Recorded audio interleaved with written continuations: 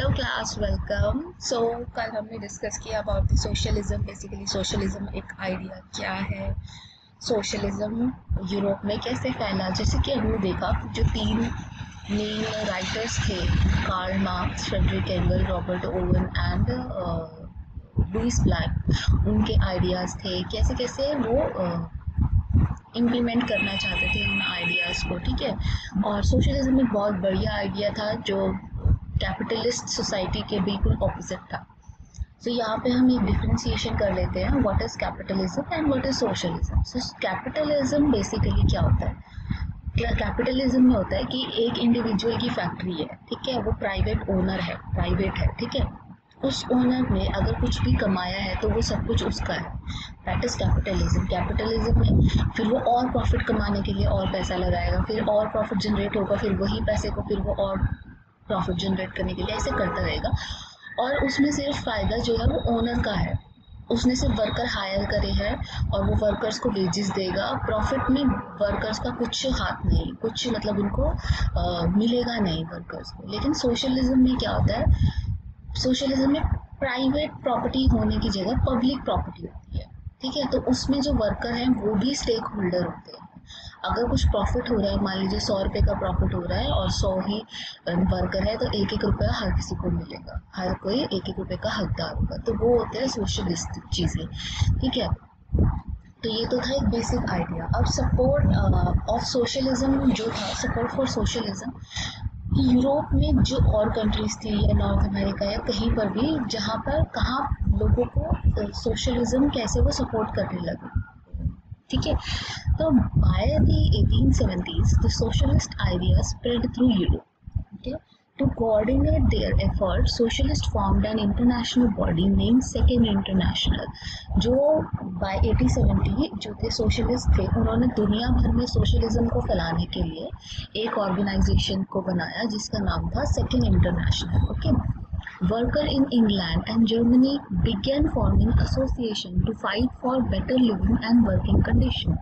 जो वर्कर्स थे इंग्लैंड और जर्मनी में, उन्होंने अपने अपनी एसोसिएशन बनाना स्टार्ट कर दिया for better living conditions, better living and working condition. They set up funds to help in time of distress and demanded a reduction of working hour and right to vote. Okay.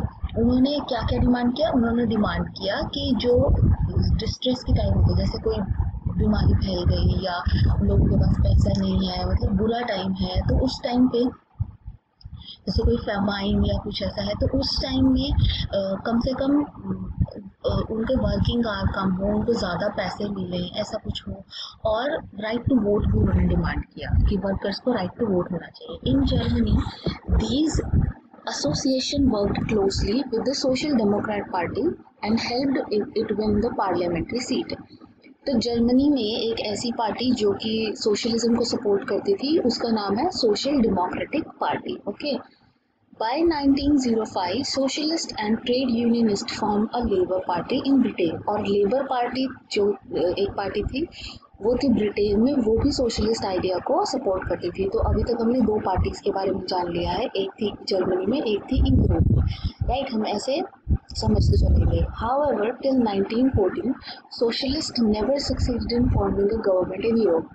इतना उनका support था, ठीक है, फैल चुका था उनका जो आइडिया था कि सोशलिज्म के ऊपर बेस्ड सोसाइटी होनी चाहिए।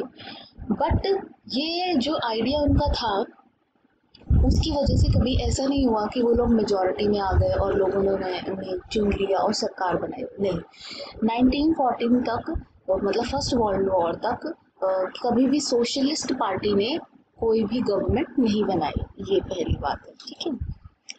Represented by a strong figure in parliamentary politics, their idea did shape the legislation, but the government continued to be run by conservative liberals and radicals. वो ऐसा नहीं था कि वो इलेक्ट ही नहीं होते थे, वो इलेक्ट हुआ करते थे, बट ठीक है कभी गवर्नमेंट नहीं बना पाए, बट वो इलेक्ट तो हुआ करते थे। जब वो इलेक्ट हुआ करते थे तो वो पार्लियामेंट्स वगैरह में जाके अपनी बातें रखा करते थे, अपने व्यूज़ रखा करते थे। तो उनके व्यूज़ से जो एक्ट बना करते थे वो इम्पैक्ट हुआ करते थे, मतलब जो भी एक्ट बनता था उसमें सोशलिस्ट आइडिया इनकॉर्पोरेट किया जाता था, लेकिन इंडिपेंडेंटली कभी वो ऐसे अपनी गवर्नमेंट नहीं बना पाए। गवर्नमेंट फिर भी कंजर्वेटिव, रेडिकल्स और लिबरल ही बनाते थे, ठीक है। फिर अब जो मेन पार्ट स्टार्ट होता है वो है रशियन रेवोल्यूशन। ये एक्चुअली बहुत ही इम्पोर्टेंट पार्ट है और इससे ही क्वेश्चन मेनली आते हैं। So, in one of the least industrialized European state, this situation was reversed. Socialists took the government in Russia through the October Revolution of 1917, the fall of monarchy in February 1917, and the event of October are normally called as Russian Revolution. अब यहाँ पे Russian जो introduction है, introduction में सिर्फ इतना बताया जा रहा है कि कहीं पर भी ठीक है कि गवर्नमेंट, सोशलिस्ट गवर्नमेंट नहीं आई थी, लेकिन अक्टूबर रेवोल्यूशन, अक्टूबर में एक रेवोल्यूशन होता है 1917 में रशिया में, उससे एक सोशलिस्ट गवर्नमेंट इस्टेब्लिश हो जाती है रशिया में। अब वहाँ पे ये सारे इंसिडेंट कैसे हुए, क्या हुए, ये तो सिर्फ एक समरी दे दी कि ऐसा हुआ। अब कैसे हुआ, क्या हुआ, वो हम सब जानेंगे कैसे हुआ, ठीक है। In 1914, Tsar Nicholas II ruled Russia and its empire. Tsar Nicholas II, Tsar वहाँ के राजा को Tsar बोलते हैं, ठीक है, और निकोलस II तो उनका नाम था। तो in 1914, Tsar Nicholas II ruled the Russia and its empire. Beside the territory of Moscow, the Russian Empire included Finland, Latvia, Lithuania, Estonia, Poland, Ukraine and Belarus. ये सब कंट्रीज भी रशियन एम्पायर के under आती थी, ठीक है। ये stretch to Pacific and comprise today central Asian states. Central Asian states जो है वो है कजाकिस्तान, तुर्कमेनिस्तान, अजरबैजान, ये सारे जो है वो, ठीक है, as well as Georgia, Armenia, ये सारी कंट्रीज भी इसी के अंडर थी। तो दैट मीन्स रशियन एम्पायर काफ़ी बड़ा था। अभी की तो बहुत सारी कंट्रीज उसके अंदर ऑलरेडी, मतलब देखिए कितनी सारी कंट्री, जो आप मैप में देख सकते हैं कितनी सारी कंट्रीज उसके अंडर आया करती, ठीक है।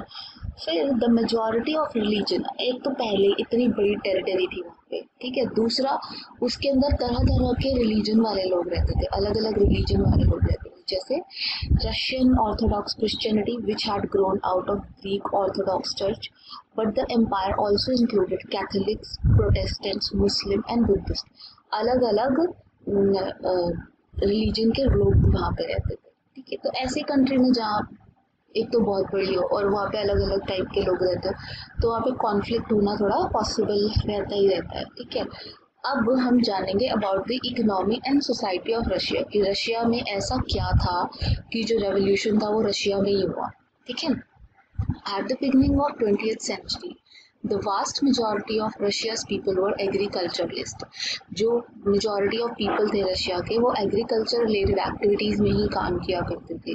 पूरे यूरोप में सिर्फ मतलब पूरे यूरोप की और कंट्रीज को अगर देखें तो वहाँ पे 30 से 40% लोग एग्रीकल्चर में हुआ करते थे, लेकिन रशिया में 85% लोग एग्रीकल्चर में थे। समझ रहे हैं आप, उनका कितना ज़्यादा पोर्शन एग्रीकल्चर में लगा हुआ था, ठीक है।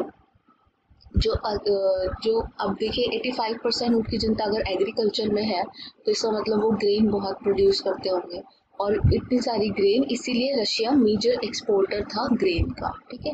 Industry was found in pocket, prominent industrial area were sent Petersburg and Moscow. लेकिन इंडस्ट्री जो थी वो भी थोड़ी थोड़ी जगहों पर मिलती थी, जैसे कि सेंट पीटर्सबर्ग एंड मॉस्को, कहीं कहीं पर मतलब इंडस्ट्रियल पॉकेट्स भी बने हुए थे, इंडस्ट्री स्टार्ट हो रखी थी। Craftsmen undertook much of the production, but large factories existed alongside the craft workshop. Many factories were set up in 1819 when Russian railway network was extended. बहुत सारी factories तब 1890s में ही बनी। Foreign investment in the industry increased, foreign investment increase हो रही थी, ठीक है। Most industry was private property of industrialist. ये जो भी इंडस्ट्रीज आ रही थी ये प्राइवेट इंडिविजुअल्स की इंडस्ट्रीज थी, ये सरकारी इंडस्ट्रीज नहीं थी। गवर्नमेंट सुपरवाइज्ड द फंक्शनिंग, वो मिनिमम वेजेस, गवर्नमेंट जो थी वो इंश्योर किया करती थी कि लोगों को मिनिमम वेज मिले। लिमिटेड आवर वर्किंग, मतलब ऐसा ना हो कि लोगों से काम करवाया जा रहा है 20-20 घंटे, नहीं, मतलब जैसे 10 घंटे काम करवाना है तो वो इंश्योर करेंगे कि 10 घंटे ही काम हो, ठीक है, ऐसा। लेकिन ये सिर्फ रूल्स लिखे थे, ये रूल्स फॉलो होते नहीं थे, ठीक है, ये रूल्स कभी फॉलो होते नहीं थे, ठीक। Accommodation varied from rooms to dormitories. मतलब वो एकोमोडेशन इन वर्कर्स की जो थी, वो आप ये साइड में पिक्चर भी देख रहे हैं कि लोग कैसे एक डॉर्मिटरी में हैं, बिल्कुल बंकर से बने हुए हैं, और उनके अंदर उनको सोने की शिफ्ट दी जा रही है कि अब तुम सो सकते हो, तुम सो सकते हो। तो इतनी बुरी कंडीशंस थी वहाँ पर। Worker were divided social groups, some had strong link with the village they came up, other had settle in the city permanently. जो वर्कर्स थे वो खुद एक डिफरेंट ग्रुप बनाते थे आपस में। मतलब क्या, जैसे कई वर्कर्स जो गांव से बिलोंग करते थे तो वो तो अपने आप को विलेज से ही लिंक मानते थे, और कुछ वर्कर थे जो परमानेंटली सेटल हो चुके थे सिटीज में। ठीक है, एक तो ये डिफ्रेंसिएशन था कि कुछ तो वर्कर अपने आप को विलेज से एसोसिएट करते थे और कुछ वर्कर अपने आप को शहर से एसोसिएट करते थे। दूसरा उनका जो डिवीजन था मेजर, वो था कि they were divided by the skills. Skill मतलब जैसे कि कोई मेटल का काम करता है, जैसे लोहे का, कॉपर का, किसी का, वो अपने आप को ज़्यादा ऊपर माना करता था, वो ज़्यादा स्पेशल कैटेगरी में आ जाता था, उसको ज़्यादा स्किल्ड माना करते थे। ठीक है, और दूसरे टाइप के वर्कर्स को लोअर लेवल पे माना करते थे। ठीक है, तो मेटल वर्कर थे वो अपने आप को एरिस्टोक्रेट्स माना करते। एरिस्टोक्रेट्स मतलब अपर हाई क्लास, वो अपने आप को ऐसे अपर हाई क्लास माना करते थे। ठीक है, 31% ऑफ द वर्क फोर्स, जो वर्क फोर्स थी फैक्ट्रीज वगैरह में काम किया करती थी, लेबर वगैरह थी, उसका 31% औरतें हुआ करते थे। ठीक है, despite division, workers did unite to strike work when they disagreed with employer about dismal work or working condition. Despite division, workers did unite to strike।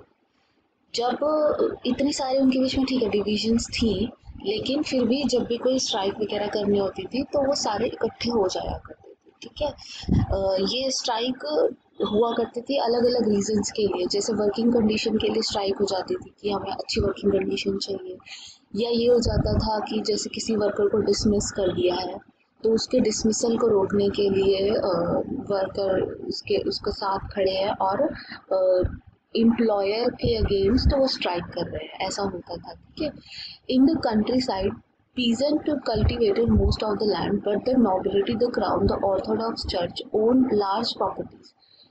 जो कंट्री साइड मतलब रूरल एरिया में पीजेंट ही land को cultivate किया करते थे, but nobility, crown and Orthodox church के पास सारा property हुआ करता था। मतलब जो ये पीजेंट्स थे बेचारे, इनके पास अपना लैंड नहीं हुआ करता था, ये इन ऑर्थोडॉक्स चर्च या फिर राजा या फिर नोबिलिटी के ही लैंड के ऊपर काम किया करते थे। They were also deeply religious, but except in few cases they had no respect for the nobility। ठीक है, वो लोग हार्ड वर्किंग थे, बट उनके दिल में नोबिलिटी के लिए कोई रिस्पेक्ट नहीं थी। जो क्राउन या ऐसा था उनके लिए कोई रिस्पेक्ट नहीं थी। अब रिस्पेक्ट होगी भी क्यों, क्योंकि वो लोग तो उन्हें सप्रेस करते हैं, उनका फ़ायदा उठाते हैं, एक्सप्लॉइट करते हैं, तो वो लोग उनको रिस्पेक्ट नहीं करते थे। वो बस डर के मारे उनके साथ रहते थे कि उनके पास कोई चारा नहीं है, इसलिए बेचारे पीजेंट उनके साथ रहा करते थे। जबकि फ्रांस और दूसरे कंट्री जैसे ब्रिटेन वगैरह में, वहाँ पर जो पीजेंट्स थे वो एक्चुअली जो नोबल हुआ करते थे उनको सपोर्ट किया करते थे, दिल से रिस्पेक्ट किया करते थे। तो ये एक डिफरेंस था। ठीक है, अब मैं इसको समराइज कर देती हूँ जो अभी तक हमने पढ़ा है कि रशिया में ही रेवोल्यूशन क्यों हुआ। ठीक है, तो उसके लिए पहले हमें सारी कंडीशन जाननी होंगी कि रशिया में ऐसी क्या कंडीशंस थी। तो फर्स्ट ऑफ ऑल, रशिया का जो लीडर था वो था ज़ार निकोलस II। ठीक है, रशिया एक बहुत बड़ा एम्पायर था जिसके अंदर लाटविया, लिथुआनिया, एस्टोनिया, ये ऐसी कंट्रीज बहुत सारी, अजरबैजान, ये सारी कंट्रीज इसके अंदर थी। ठीक है, फिर रशिया के अंदर बहुत सारे रिलीजन भी थे, बुद्धिस्ट, मुस्लिम, क्रिश्चियन, ऑर्थोडॉक्स, ये सारे उसके अंदर रिलीजन थे। फिर हमने देखा कि what were the economic and social condition of the Russia. ये क्वेश्चन है आपका और आप इसका आंसर लिखेंगे, what were the social economic condition of Russia. तो first of all, economic condition तो उसकी ये थी कि 85% उसकी जो जनता थी, रशिया की जो जनता थी, वो एग्रीकल्चर से रिलेटेड काम किया करती थी। ठीक है, 85% of Janata was in agricultural work. Okay, दूसरा क्या था, वर्कर, छोटी छोटी इंडस्ट्रीज डेवलप हुई थी, लेकिन वो मॉस्को एंड सेंट पीटर्सबर्ग में ही थी, और वहाँ पर भी लोगों के साथ वर्किंग कंडीशंस जो थी वो काफ़ी हार्श थी। लोगों को डॉर्मेटरीज में रखा जाता था या फिर उनको ऐसे ही बंकर्स टाइप दिए जाते थे सोने के लिए। कुछ ज़्यादा अच्छी कंडीशन उनकी नहीं थी, उनके लॉन्ग वर्किंग आवर। ठीक है। फिर जो वर्किंग क्लास थी वो यूनाइटेड नहीं थी। वर्किंग क्लास में बहुत सारे डिफरेंस थे। अब वो डिफरेंस क्या क्या थे? एक तो जो वर्किंग क्लास थी 31% वर्किंग क्लास लेडीज थी, तो ऑब्वियसली आदमी और औरत के बीच का थोड़ा डिफरेंस आ जाता है कि वो कैसे काम करते हैं, कैसे काम करते हैं। एक तो ये डिफ्रेंसिएशन। दूसरा, जो मेटल वर्कर हुआ करते थे वो अपने आप को ज़्यादा स्किल्ड समझा करते थे, वो अपने आप को एरिस्टोक्रेट समझा करते थे, और जो दूसरे काम करने वाले लोग थे वो उनको वो छोटा समझा करते थे। ठीक है। रशिया ग्रेन एक्सपोर्टर कंट्री थी। ठीक है। और क्या था, जो वर्कर्स थे ठीक है वो डिवाइडेड थे, लेकिन स्ट्राइक करने के लिए वो सारे इकट्ठे हो जाया करते। स्ट्राइक किस किस के लिए हो सकती थी? जैसे कि किसी को डिसमिस कर दिया तो डिसमिसल को रोकने के लिए, या वर्किंग कंडीशन खराब है तो वर्किंग कंडीशन को ठीक करवाने के लिए। और दूसरा, यहाँ पे क्यों रेवोल्यूशन हो पाया, इसका सबसे मेन रीजन ये है कि जो पीजेंट्स थे, जो कंट्री साइड के पीजेंट थे, उनके दिलों में सिर्फ डर था अपने नोबिलिटी, चर्च या फिर हाई क्लास को, अपर हाई क्लास को लेके सिर्फ उनके अंदर डर था। वो उनको रिस्पेक्ट नहीं करते थे, वो उनको एज ए एक्सप्लॉइटर देखा करते थे। जो ये अपर हाई क्लास है ये तो हमारे एक्सप्लॉइटर है, उनकी कोई रिस्पेक्ट नहीं करते थे। ठीक है। तो यहाँ पे परफेक्ट कंडीशन थी ताकि रेवोल्यूशन किया जा सके। ठीक है। तो नेक्स्ट क्लास में फिर हम आगे रेवोल्यूशन में और क्या होता है वो जानेंगे।